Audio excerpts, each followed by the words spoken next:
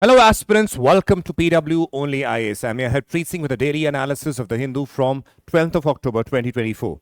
So the newspaper did not came today, but we all know that there is a lot of news going around in the world that we're going to discuss today. Let's begin with today's analysis. Right, this is a QR code where you can basically find this PPT or the PDF, which you can basically use it as a means of, let us say, revising and also noting down or making notes. And along with it, a lot of other material is going to be available here, which is important for your preparation. The topics that we have taken over here is very interesting. The first topic, dead son's sperm. What it is, what is the ruling of the Delhi High Court, and what is the stand of the Government of India on that. We'll deal with that. Cloud seeding and UAPA. Along with it, we have the news in shots, important for your prelims, and along with it, the multiple choice questions, important for your prelims. Now, this is one of the articles that was present in your Indian Express, because today we did not have the Hindu, so we have taken it from there. This basically says a very interesting story, something that has happened, and what are the legal implications regarding that? Why Delhi High Court allowed a 60-year-old couple to access the dead son's sperm? Okay, now, in order to put it in very simple words, I have made a flow chart. Now, you need to understand that because these are certain things which have got to do with your Assisted Reproductive Technologies Act. Along with this, we have the Surrogacy Act, and how these things are related to that we need to understand. A 30-year-old unmarried man died due to cancer in the year 2020. Clear? Now, generally what happens is people who are suffering from cancer tend to, let us say, preserve their sperms, or in case of a woman, their eggs, because we know that the medicines during the cancer treatment negatively impact your sperm count, and for that matter even your eggs, right? So there's a possibility that in future, even if the person gets fine, let us say free from cancer, there's a possibility that might have certain issues with respect to progeny. So that is why they in advance tend to preserve the sperms and the eggs in case of the females. Now what happened in this particular case, he died in 2020 and his sperms were already preserved in a hospital. Now, the hospital where his sperms were cryopreserved refused to release it. Refused to release it because what happened is the parents of the person who died, a 30-year-old, they were of the opinion that they wanted to have grandchildren using the sperms of their son. Now, this created a problem with respect to the rules and regulations also. Why? The hospital said, no, we will not give, because on the pretext of lack of guidelines in cases like these. Please understand, there were no specific guidelines in case a person died. And firstly, the important matter is he's unmarried. So the hospital said, we will not give, because on the pretext of lack of guidelines, the demand was made by the parents to have grandchildren. Now what happened? The hospital said that we need guidelines from any court, let us say district court or high court for that matter, and then only we can take further action. So the couple went to the high court, case went to the Delhi High Court. Now the Delhi High Court, we see a lot of litigation activity, views of the various stakeholders were going on. So what happened? The Union Health Ministry gave certain opinions of their. What they wanted to say is, the Surrogacy Act applies only in case of couples or women with medical needs. So that means, firstly, in the case of couples, or in case you will be realizing that a woman who is married and she has certain medical issues, so possibly surrogacy can be applied, but that is also in case of couples, right? Now, Assisted Reproductive Technology Act applies to married couples. In both of the cases, the issue why even the hospital basically said no is because the law does not allow an unmarried person's sperms being used for, let us say, surrogacy or assisted reproductive technologies through which children can be produced. So Union Health Ministry was of this view, and they presented the view in front of the Delhi High Court. Now the Delhi High Court heard the Union Health Ministry. They even heard the hospitals, because we cannot give the sperms because there are certain guidelines restraint that are there. Clear? Now the question comes, what will the Delhi High Court respond? That is what the ruling is.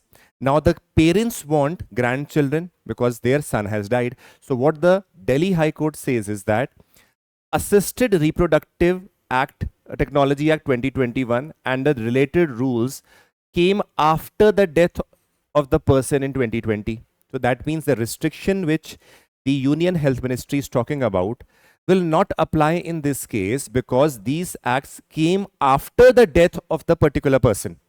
So that means in this case, an exception can itself be granted. Second, absence of spouse does not restrict the parents from becoming grandparents. Now, this is a right. They want to become grandparents.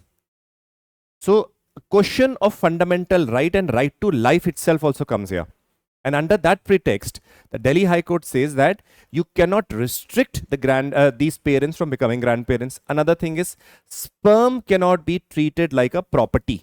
It is not a property. It has its own worth with respect to lineage, heredity, and all those dimensions. And obviously, that is important part when we talk about the cultural construct also. So that means in this case, the Delhi High Court gave an order or a ruling in favor of the parents of the 30-year-old man who basically died due to cancer. Now, this again is important with respect to the guidelines and what the Delhi High Court says. Now comes the other dimension. Surrogacy Act versus the Assisted Reproductive Technology Act. Little bit of difference that we can know. These are basically representing their characteristics also. In this case, infertility is defined as the inability to conceive after 5 years of unprotected sex.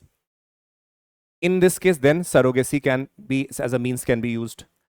Assisted reproductive technologies define inability to conceive after 1 year of unprotected sex. Because if you're going for a practice like surrogacy or any assisted reproductive technology, in that case, firstly, these things should be met. Like they, in spite of 5 years of unprotected sex, they're not able to conceive. So that means they are going for, let us say, surrogacy. So this is something being defined over here also. Next, infertility treatment where a third person, a woman, is a surrogate mother. Along with it, surrogacy allows for only Indian married couples. The most important is only. And another important word is married couple. Right? Next over here, please understand, in this particular case, commissioning of surrogacy is prohibited in India by foreigners or overseas citizens of India or persons of Indian origin card holders, but NRIs holding Indian citizenship can avail. This is also, again, one of the things that are very important. When we come to assisted reproductive technology, we've already seen what infertility means. Treatment can be availed by the commissioning couple. Please remember, not a single person. And it is not always necessary that the third person is involved. Next is open to married, live-in, single woman. We are not talking about, for that matter, single man. Do you realize this? Over here, when we talk about, he was an unmarried and a single person. Over here, similarly, the constraint with respect to partner, spouse, or not being married were basically creating constraints. So that is why we need to have a little bit idea of surrogacy and the Assistive Reproductive Technologies Act 2021. Clear? Let's move ahead. Cloud seeding. Now, cloud seeding is something that we keep on hearing with respect to geography, climate change, and something that keeps on coming. This was in the newspaper also. Now, cloud seeding basically means how artificially you can create rain, right? Now, what happens? See, cloud seeding is a technique. Cloud seeding is a technique aimed at artificially inducing rainfall, particles such as silver iodide into the clouds that are present. Then using, let us say, you have special artificial aircraft, small sized for doing that. You have even certain balloons that are there for that. You even have small rockets specially designed for, let us say, cloud seeding, so that these particles can be basically disseminated or spread in the regions where the clouds are there. Now what happens? The particles basically serve as nuclei around which the moisture can condense, and ultimately the rainfall can take place in the form of rainfall droplets. So this is basically an artificial means through which rainfall can happen. So see, first, let us say this in cases an aircraft. Sometimes we have you will be seeing in China, they use special rockets also, small mini-sized rockets. They use that, and that can be done also. An aircraft injects silver iodide and other substance into the atmosphere. Now these are, let us say, The red particles are referred to as a silver iodide. Now the chemicals mimic the particles that serve as surfaces on which the condensation takes place, and that creates water droplets. Now when these water droplets happen, then what happens? Once the condensation creates water droplets, then large enough to fall as the rainfall. This is what cloud seeding is. Now why this topic becomes important is, please understand, because in Delhi itself, it is being used as a means, or suggested as a means also, to be used for, let us say, reducing the amount of pollution that is present. This was used in Beijing also, in China, and other parts of the countries also it has been used. But again, that creates very negative impact in a long term also. But over here, plus, let us understand what is the role of the rainfall with respect to cleaning air that is being proposed or being used even in Delhi. Now, absorption. The rainfall absorbs pollutants like the particulate matter, the sulfur dioxide and nitrogen oxide. So it tends to basically absorb and wash it away. Chemical reaction. Now what happens, according to certain magazines like Down to Earth and the analysis being done there, they basically say that the raindrops encountering the pollutants undergo chemical reaction, converting them into lesser harmful substances. Harmful but lesser harmful substances. That is also a positive thing, why it is being used. Scrubbing is that the raindrops, when falling, scrub the air of the pollutants by physically colliding them and removing them. So this is known as scrubbing. So these are the major three dimensions through which we realize that it can be used as a means of cleaning the air. Now the negative aspect, please understand, in certain studies that have been done through the research journals, also observed in regions of China, is when you disturb with the natural system through these cloud seeding, it can also result in certain hazards or disasters taking place. But supposingly, due to this cloud seeding, the amount of rainfall that happens, let us say, exceeds a normal expectation that can even be disastrous for the region in where the rainfall is taking place. Now, that is something is not in the control of the people who are doing cloud seeding. They do a lot of measurements, they do a lot of estimations, but again, there have been instances where after cloud seeding, they wanted a rainfall but a limited amount. But what happened is it rained in such excess amount that it basically created flood-like conditions in regions of China. That is again a negative dimension that one needs to be careful about. Next is government declares Hizb ut-Tahrir as a terrorist organization under UAPA, Unlawful Activities Prevention Act. It is the 45th organization to be banned. Now, please understand, let us see, this act becomes a little bit important with respect to what are the provisions. Enactment and purpose. The UAPA was passed in 1967, followed on the recommendation of the Committee of National Integration and Regionalism by the National Integration Council. Now, it was enacted for the purpose to prevent unlawful activities that threaten the sovereignty and integrity. Now, we realize that various unlawful activities in the form of terrorism, or threatening the integrity, sovereignty of the country are there. So this act was taken as a very rigorous step to deal with these activities. Now what happens? Constitutional basis, we know that Constitutional 16th Amendment Act 1963 was amended in Article 19.2, allowing Parliament to impose reasonable restrictions. Now, we know that there is freedom of speech and expression, a right to assemble peacefully and right to form associations and union. But we know that Article 19.2 is there, which basically provides for reasonable restriction. It doesn't mean that you are assembling and then you are carrying arms that will threaten the integrity of India. You are speaking, which will basically creating animosity among religions, caste or regions. Or you cannot form associations basically threatening the integrity or sovereignty of India.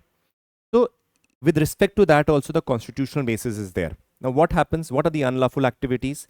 Unlawful activities are basically defined as any action that intended to disrupt India's territorial integrity and sovereignty. Supposingly, if you realize that there's certain set of groups or regions or parts in India which start let us say, a revolt in the name of, let us say, secessionism. That means they want to secede or form a separate country. Now that is basically hurting the territorial integrity. Then in that case, UAPA can be used.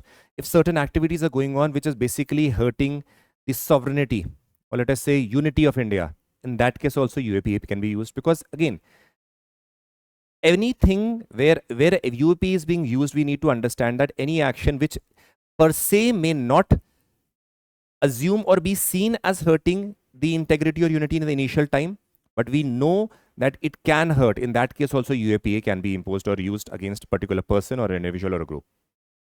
That is something very important. Now please understand, scope UAPA applies both to the Indian and foreign nationals and is enforceable throughout India.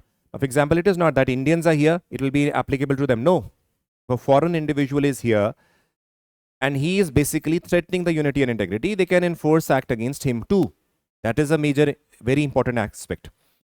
Forfeiture of the proceeds. Under Section 24A, proceeds derived from terrorism can be forfeited to the central or the state government, regardless of whether the individual has been convicted. Now, this is a very tough provision and which is necessary. Supposingly certain people, let us say, are involved in certain terrorist activities, and because of that, they have amassed a lot of wealth, a lot of buildings, properties. Without even, let us say, the conviction has taken place, it can be forfeited.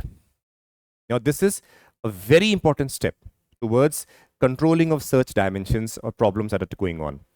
Next is exemptions. Individuals who were members of our now banned organizations before its designation as terrorist groups who did not engage in activities afterwards are exempted from the provisions of UAPA. Now, this is again exemption because those were the terms and conditions on which certain people had basically given up, let us say, certain terrorist activities, and let us say, when it was enforced, that is why the reasons of exemptions have been provided over here. Now, these are certain dimensions that you need to know.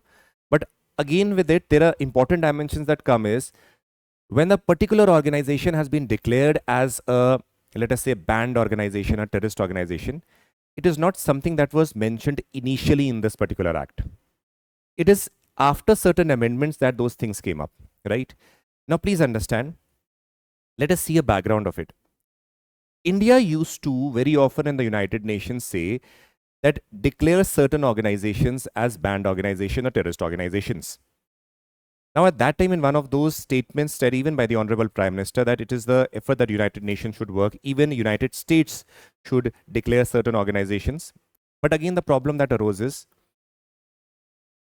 the question that came is, does India even have a law which is capable of declaring an individual or a group as a terrorist organization? And that time it was not there. So the question that came is, when India is demanding for certain groups or organizations, let us say individuals be declared as terrorists and groups be declared as terrorist organizations, so you should have your own law amended first, and then that question should be raised in the United Nations. That is why the government of India basically amended in 2004, and 2019 amendment was also done. Now, please understand, introduced the term Terrorist Act and allowed banning of organizations involved in terrorist activities. This was one. Then further, empowered the central government to designate individuals as terrorists based on the specific criteria. Along with it, it granted the Director General of the NIA the authority to approve the seizure of attachment of property. Along with it, it allows that the inspector or rank above in the NIA is capable enough or has the authority to investigate terrorism related cases. Now, these were the three important dimensions that were amended or given in 2019, because when India was demanding that certain terrorists be declared as terrorists by the, let us say, United Nations also itself. In that case, India said first we need to amend our laws also, and then in that case we realized this amendment was carried down, right? Okay. Now please understand, there are certain arguments in favor and against. Arguments in favor are, see, it is important for national security to combat and provide tools against the terrorist activities that have taken place.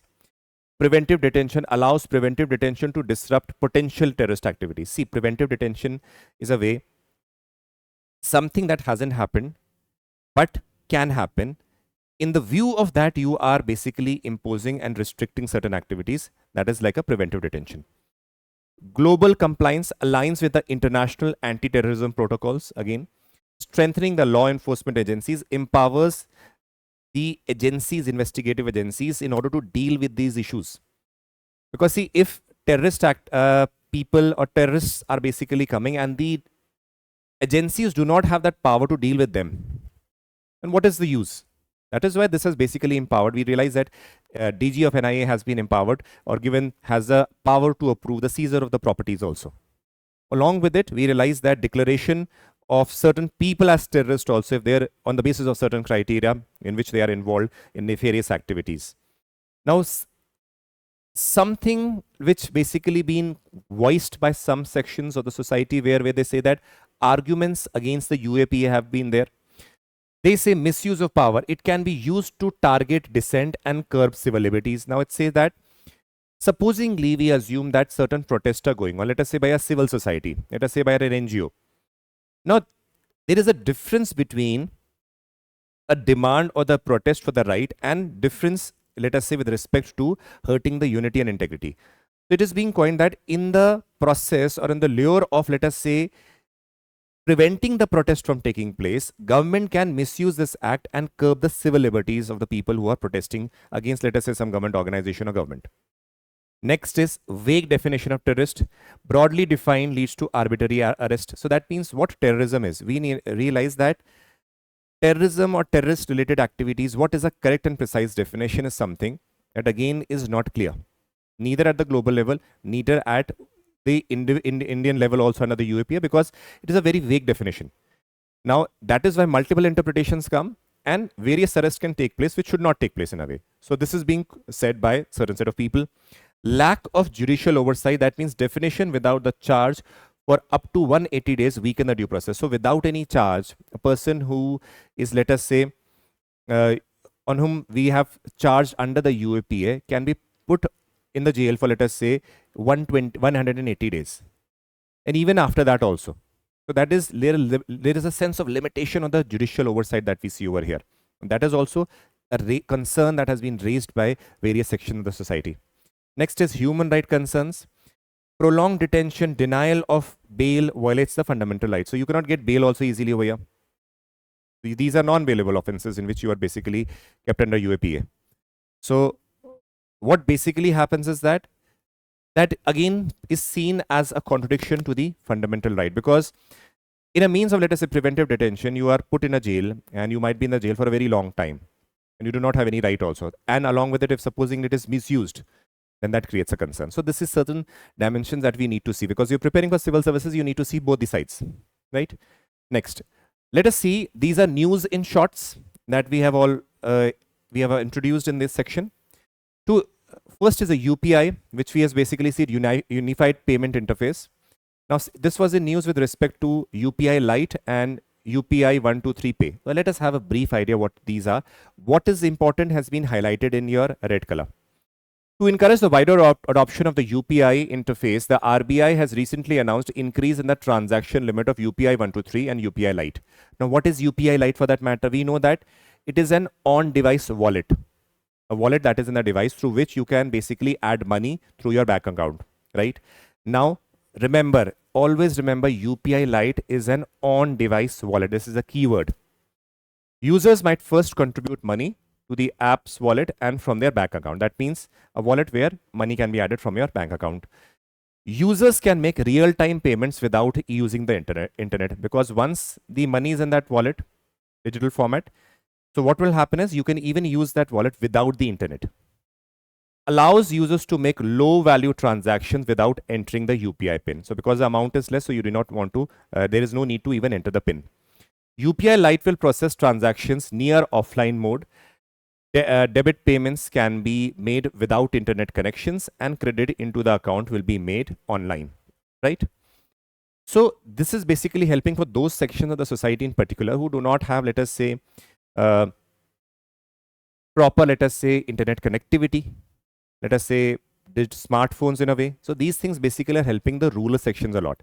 Now, the major why the news is here is initial limit was 500 rupees per transaction and a wallet limit was of 2000 rupees. Now, this has been raised to per transaction 1000 and a wallet limit of 5000. So this can be asked in your examination, that UPI Lite limit has been raised to this amount, or they can change the amount and then possibly ask you to analyze whether it is right or wrong. So one should be clear about that. Now, second is UPI 123 Pay. What is it? It is a suite or set of solutions developed by non-smartphone users of feature phones. Feature phone is basically one. A normal phone we used to have was with a small screen, buttons used to be there, which was not a smartphone. So those are known as basically feature phones. To use the UPI without the internet connectivity. It was started in March 2022 to enable feature phones using UPI, available in 12 languages. And what are the technologies that they use?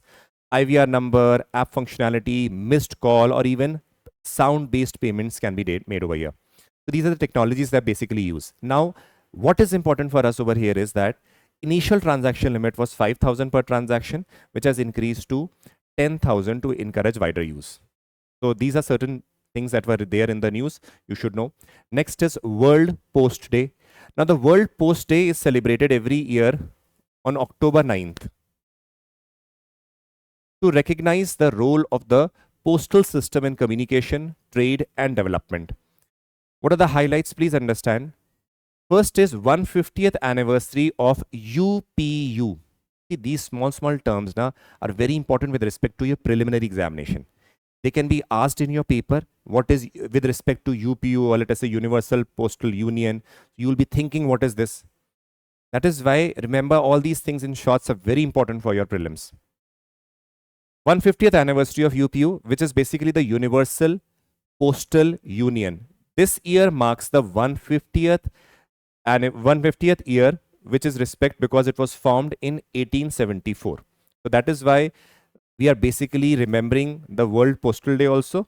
Along with it, the union also, which is the Universal Postal Union, is marking or celebrating 150th anniversary or 150th birthday of his, right? Now, please understand, what is Universal Postal Union? It is a specialized agency of the United Nations. Now, this is something very important. It is not an organ. It is a specialized agency. Now, had it come in the paper, you would have got confused. Had they mentioned an organ, or let us say simply an agency, it is a specialized agency established in 1874 that coordinates postal policies among the member nations and facilitates a uniform worldwide postal system.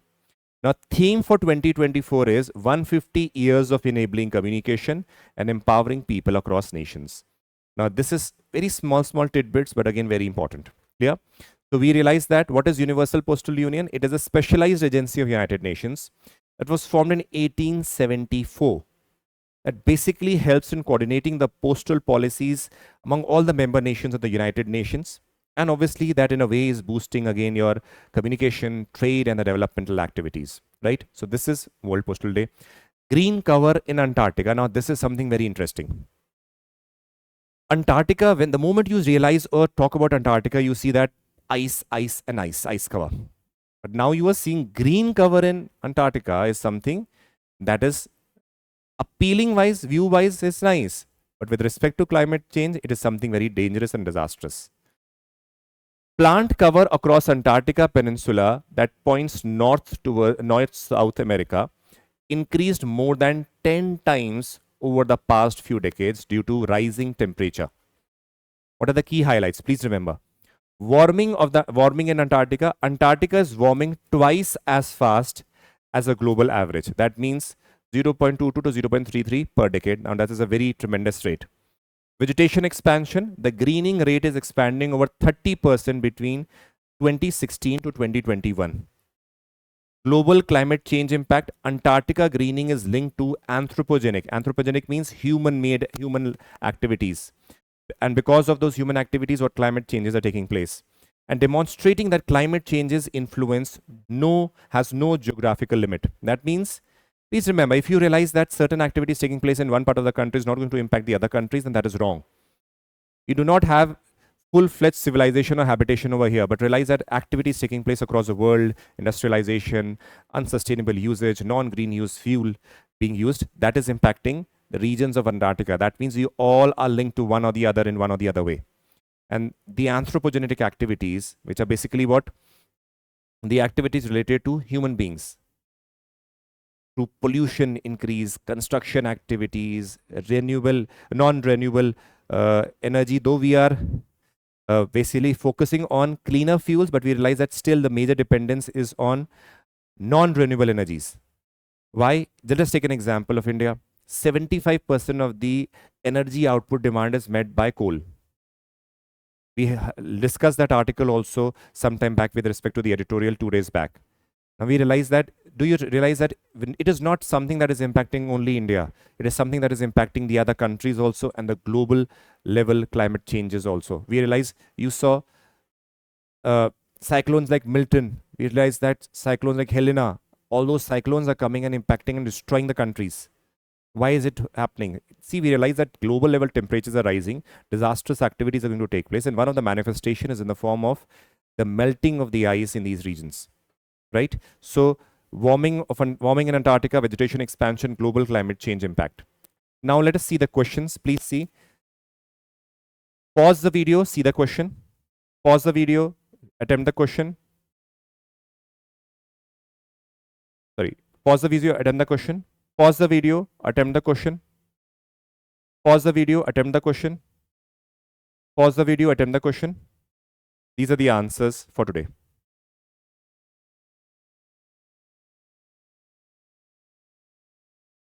This was the discussion from today's analysis.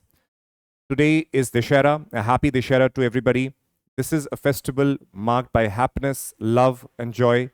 Please celebrate it very peacefully. Let this message of peace spread across all the communities of India. A happy Dashera to you from our side and from the side of PW OnlyIAS. Take care and Jai Hind.